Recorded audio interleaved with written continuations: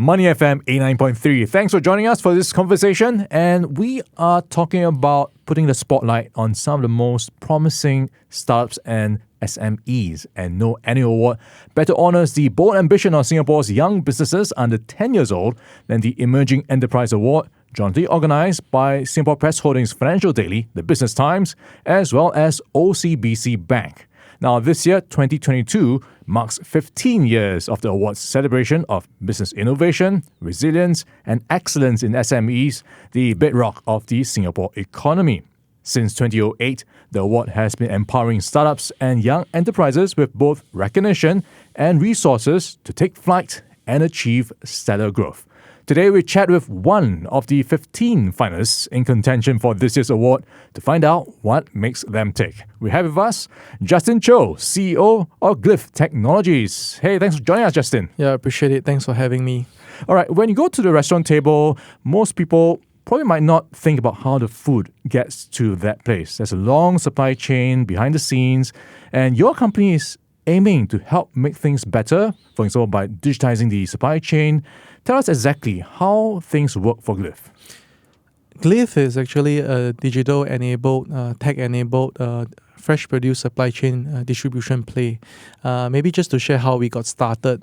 In fact, I was in the restaurant industry and I was running my own chain of restaurants. Back then, it's called Green Dot. Remember that one. Yeah, and then one of the key issues I faced was I was getting very inconsistent supplies of fresh produce.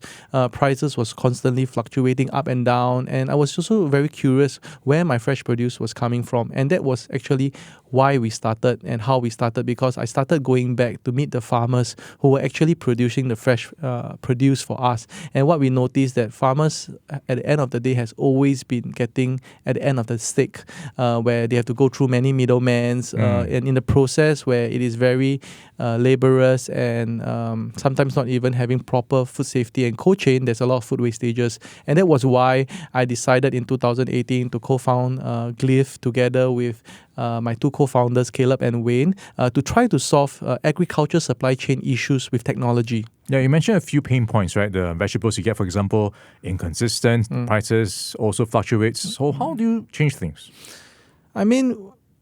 I think the most important thing is really working closer with farmers and trying to digitalize the supply chain in between from farm to the restaurant restaurant table. I think what Glife has been actively doing, as I entered the industry, I discovered that even in Singapore, in the whole fresh produce distribution space, things were very brick and mortar and very paper and pen. And what we set out to was how can we be efficient and how can we deliver better experience and better efficiency through technology. And that's where the team developed our own internal supply chain tech called Glifeware. We developed our own backend ERP, our own backend WMS, our transport management system, our procurement solutions, and all this enables us to run our operations a little bit more efficient, have better experience for our customers. Give us an example, perhaps, how a restaurant in that journey will see better results with Glife. I think from the restaurant angle, they start by, instead of traditionally calling or WhatsApping their orders, they can actually adopt our procurement solution where they are able to send POs where they can track their inventory and their orders. And this PO is integrated with Glifeware. And when this PO is sent into Glifeware, it automatically goes into our WMS system, and our guys at the ground can understand their needs and pack. And you also understand fresh produce, they come in all forms and sizes. A pumpkin, if a customer order 2 kilos, does not come in a 2 kilo exact shape. And in the traditional way, when you weigh a pumpkin, you need to edit and change prices, change the POs because of the different size, and it's done manually, and sometimes there's error, there's mistakes. But in our WMS system, we can actually weigh the pumpkin, and if it's 2.5 kilo, this change automatically edits the invoices and the PO within our system, so we can actually record the weight and the product accurately, and this information is also being sent accurately to our customers. Yeah. So I would say that in this process, customers feel more assured that they're not getting orders at different weight. They are getting most of the time accurate orders that are being picked for them. And ultimately, they know that their inventory can be tracked and managed. So I feel like in this way, we're helping with less food wastages and better accuracy in their COGS and their costing. Right, so it goes beyond just giving them the cheapest option, but also value adding in terms of giving them what might be the most strategic way of getting their food. I think sourcing and procurement is very important, because I would say that Glife is one of the few startups that source regionally. I give you an example. One of our customers, one of the largest QSR chains in Singapore, they have over 50 outlets. And they came to us with a need, and they were telling us, like, Justin, we need triple XL beef tomato, and we now have to fly them in from Netherlands, and it costs us a lot of money doing that, and sometimes there's air transport issues, air freight, and costs are going up. And what we did was, because of the relationship we had farmers, we went to the farmers in Cameron Highlands and we say, could you help us grow to a much larger size? And we are willing to pay 50% more.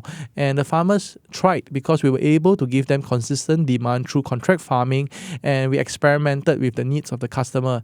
And what we discovered was we were able to grow almost to the same size or to the needs of the customer that was flying the same produce from Netherlands, and we paid the farmers 50% more, and our customer actually had 30% cost savings and better consistency in supply chain. And I think that is where Glife also helps, on top of being a tech-enabled solution provider to our customers. We also help them source better, have more cost savings, at the same time create impact to the farmers and to the partners that we work with around the region. So there's this equation. So it's not just helping the restaurants, but also helping the other side, the farmers. Yeah. Tell us how farmers, the challenges they've been facing in the past few years after COVID-19, what you've been observing.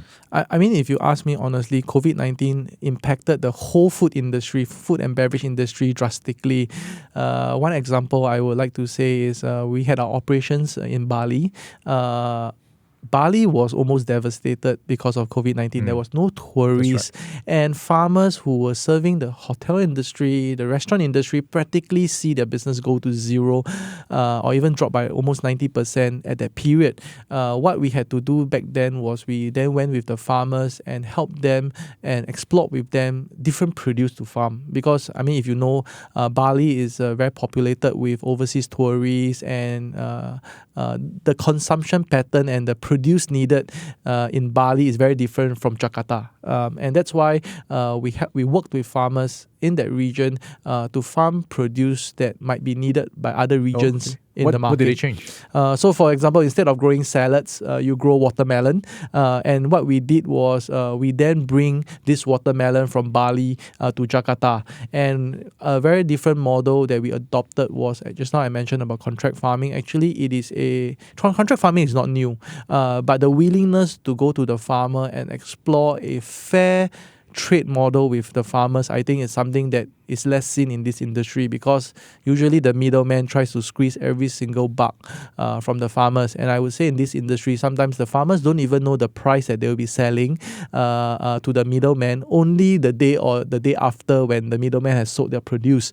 But what we do was to assure a base price with the farmers so that they know that their cost is being recovered, and we do profit sharing when the produce is being sold. In that way, we notice that farmers earn 30% more. And we noticed that now I feel very happy when my partner in Bali shared with me photos of farmers being very happy for harvesting the watermelons and knowing that they're earning much more than they used to, at the same time willing to grow with us in this journey. So right now in Bali, I probably farm 10 hectares of watermelon. I'm probably one of the larger watermelon farmers in Bali, and we're now intending to scale that by 5 to 10 times more. Well, in conversation with Justin Chou, he is the CEO of Glife Technologies. And Justin, you've been through the judging process of the Emerging Enterprise Awards. Walk us through what the process and experience was like. It was a great experience. I mean, in my journey of my startup journey, I've met like hundreds of investors. I've gone through many grilling sessions, but then to go into a session where you have 10 people speaking to you at the same time and sort of like supporting and yet challenging some of the theses and assumptions that you have in your business is a very unique experience. It's walking into Shark Tank times 2. So it must have been very stressful. No, it's not stressful. In fact, it's enjoyable. I actually enjoyed the conversations I have with the judges. However, we also understand that different judges have different perceptions and expectation of a successful business, or to their definition of an emerging enterprise. And they come from different industries, so they have different perspectives. Were there any insights you took away from the questioning process? I mean, some of the judges were very pragmatic, and we understand, being a startup, probably in the last 2 to 3 years, growth at all costs and how you can show tenfold of growth was the most important indicator of what success means. However, because of the current economic downturn, the current potential recession coming, and even the whole funding winter that is potentially impacting Southeast Asia in the next few months, investors are now more concerned about path to profitability. Can your company make a buck of profit? And I think that was one of the biggest shift I saw and have in the conversations I had with the judges. And I would like to emphasize that while Glife has been growing almost tenfold the last 3 to 4 years, I think the next 2 to 3 months and the next 18-month period is really moving towards being a profitable business. I think we are very close. We do have a plan to be profitable and at the same time to grow in the region that we are in. Well, congratulations on making it to the final 15 in the running for the Emerging Enterprise Awards. What will it mean for you and the company if you do win? I think it just says a lot about the impact and the focus on Glife being able to work on our mission, because I think winning or not winning the award, it's not the most important factor. However, it makes a stamp on that we are being recognized on the mission that we are, and that is to go out and feed Southeast Asia sustainably by empowering smallholder farmers and businesses with technology. I think having that recognition on our mission is more important than whatever success is being defined by other people. Well, that's great to hear. We've been chatting with Justin Chou. He is the CEO of Glife Technologies. Justin, all the best for your future endeavors. Yeah, thank you very much. Appreciate it. Thank you.